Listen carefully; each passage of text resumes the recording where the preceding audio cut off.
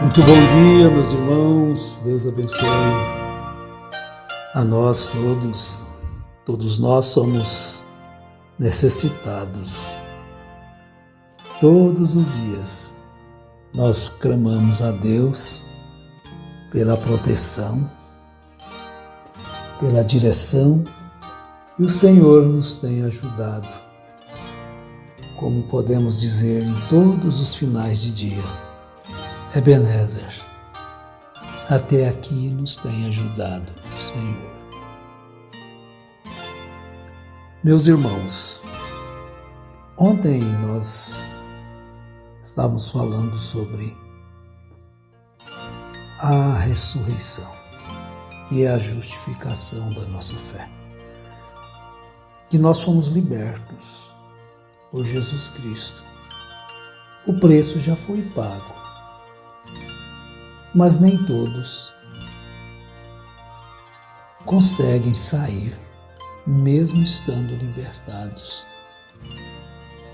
O sacrifício de Jesus é perfeito.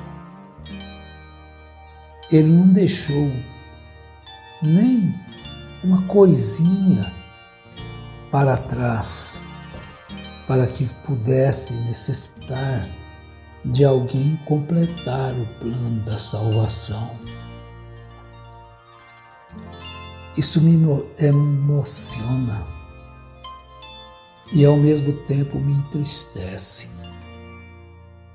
Como pode as pessoas ainda ficarem arrumando coisas, faça isso, faça aquilo, se não fizer isso, se não fizer aquilo, se não tiver em tal lugar, se não tiver com fulano, se não tiver com Beltrano, se não estiver naquela igreja. Misericórdia. Tudo já foi pago na morte e tudo ficou concluído na ressurreição. O plano da salvação veio seguindo certinho conforme o propósito de Deus. A sua morte. Então nós não há necessidade de tantas coisas que as pessoas vão criando. Mas vejam só, Paulo, ele escreve a carta aos Romanos, capítulo 16 e 22. Começando aqui do verso 16, ele diz: não sabeis que daquele a quem vós ofereceis como servos para a obediência, desse mesmo a quem obedeceis sois servos, seja do pecado para a morte ou da obediência para a justiça. Agora, você vai ser servo de um sistema religioso que não tem condição de te salvar? Deixa essa servidão do Egito e siga a palavra. Olha, mas graças a Deus, porque outrora escravos do pecado, contudo viestes a obedecer de coração a forma de doutrina que fostes entregues. E uma vez libertados do pecado, fostes feitos servos da justiça. Estão vendo? Agora, nós fomos libertados. Você vai morrer no pecado, sendo que o preço do seu pecado já foi pago. Peça a Deus entendimento das coisas. E hoje também se comemora uma data nacional de um sonho de liberdade. Fala-se de Joaquim José da Silva Xavier, nascido no dia 12 de 11 de 1746, e pelo seu sonho da liberdade foi morto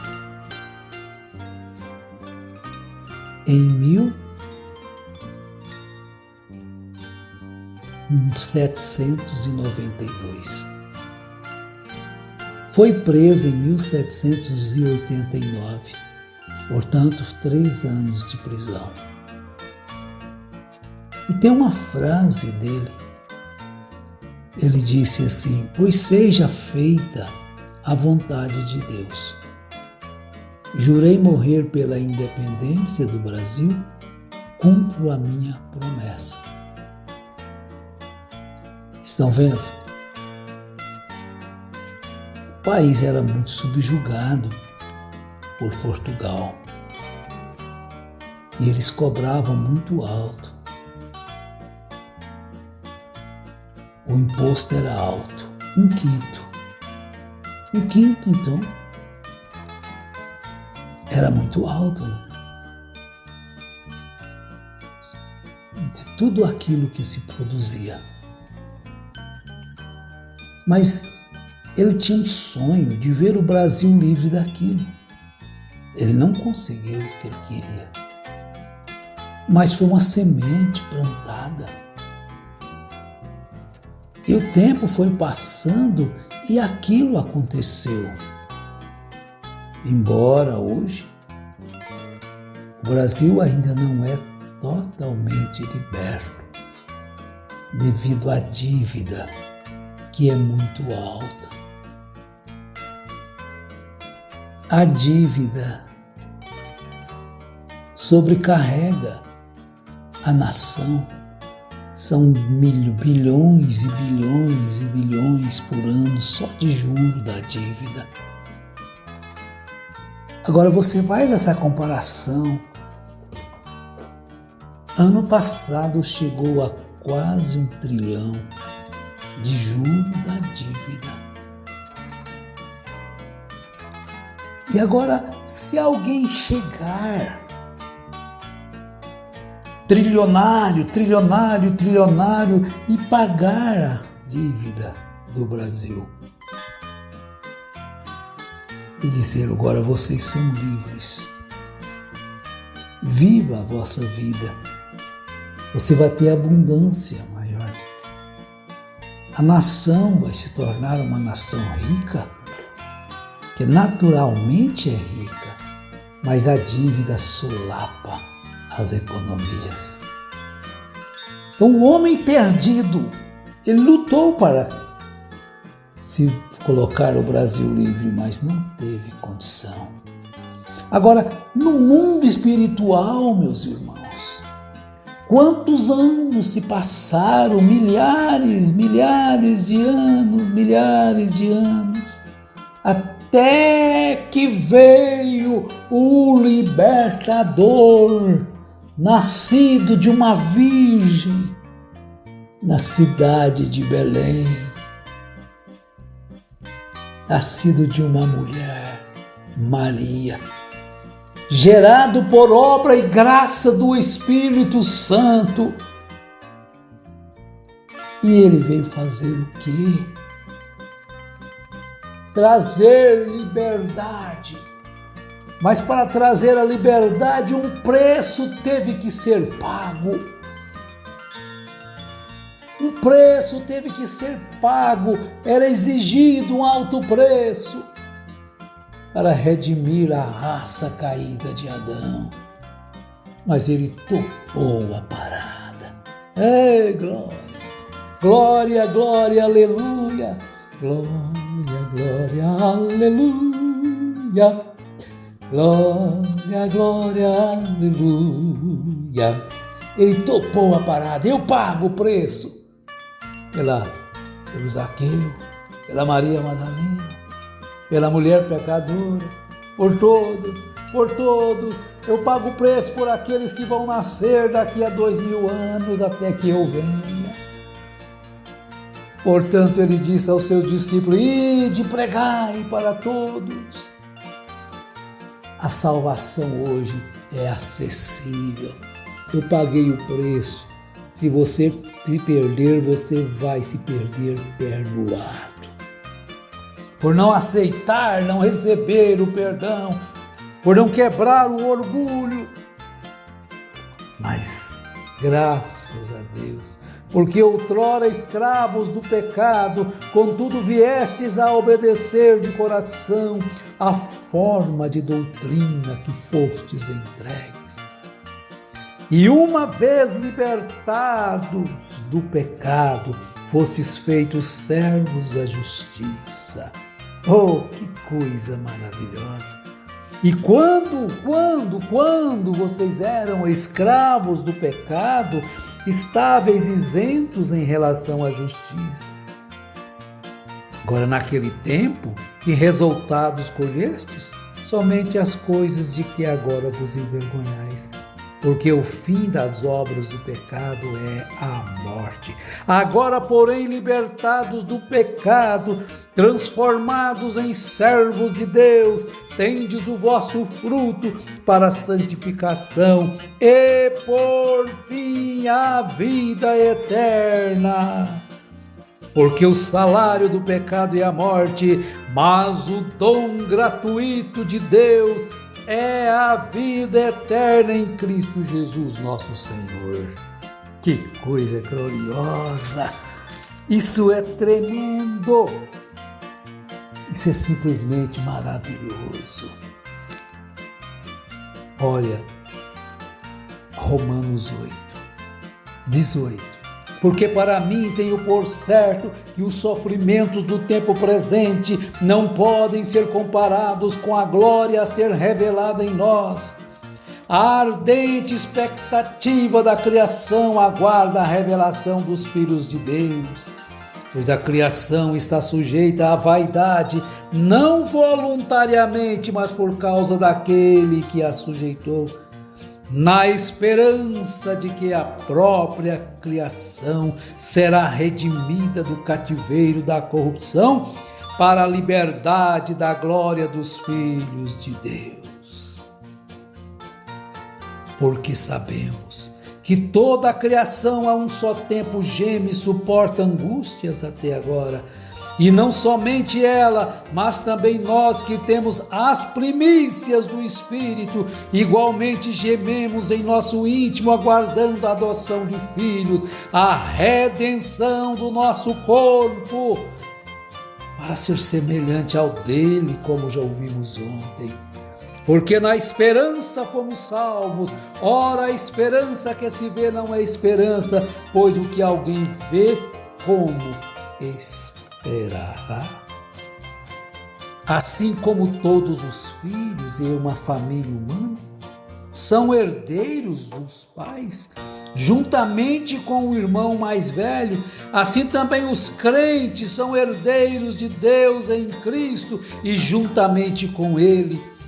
Mas receber a herança que nos é dada em Cristo envolve a participação em seus sofrimentos, a vereda mediante a qual compartilharemos a sua glória. Primeira carta aos Coríntios, capítulo 4. Você vai encontrar isso. Vejamos aqui, primeira carta aos Coríntios, capítulo 4, verso 17. Acho que sim, rapidamente. Já chegamos lá, primeira carta aos Coríntios, capítulo 4. Agora veja só, verso 17. Primeira carta aos Coríntios, não, é segunda carta aos Coríntios, capítulo 4. Verso 17. Eita, será que vai? Vou chegar lá, só um minutinho aí, chegamos. Segunda carta aos Coríntios 4, verso 16 e 18. Vamos lá, 4:16. Por isso, não desanimamos, pelo contrário, mesmo que o nosso homem exterior se corrompa, contudo, o nosso homem interior se renova de dia em dia, porque a nossa leve e momentânea tribulação produz para nós eterno peso de glória acima de toda comparação, não atentando nós nas coisas que se veem, mas nas que se não veem, porque as que se veem são temporais e as que não se veem são eternas. Então você não precisa mais temer a morte, temer as enfermidades, porque o alto preço foi pago pelo aquele único que poderia pagar. Nenhum outro tinha condição de pagar o preço da nossa redenção, mas Cristo tomou o papel da dívida e quitou toda a dívida da humanidade ali no Calvário e ressurgiu, e afastando de nós o medo da morte. O medo da morte. Hebreus capítulo 2, verso 15, o apóstolo nos diz, vamos ver o 14 também: portanto, visto que os filhos participam da carne e do sangue, também ele participou das mesmas coisas, para que pela morte aniquilasse o que tinha o império da morte, isto é, o diabo, e livrasse a todos os que com medo da morte estavam por toda a vida sujeitos à escravidão. Pois, na verdade, ele não socorre a anjos, mas sim a descendência de Abraão. Pelo que convinha que em tudo fosse semelhante a seus irmãos, para ser misericordioso e fiel sumo sacerdote naquilo que é de Deus, a fim de fazer propiciação pelos pecados do povo, porquanto naquilo que ele mesmo, sendo tentado, padeceu, pode socorrer aos que são tentados. Tentado não ceda, ceder é pecar, mas fique firme nesta liberdade que Cristo pagou para você viver, libertados do pecado e vivos para viver na justiça de Deus. Amém. Deus nos abençoe, em nome de Jesus Cristo. Amém.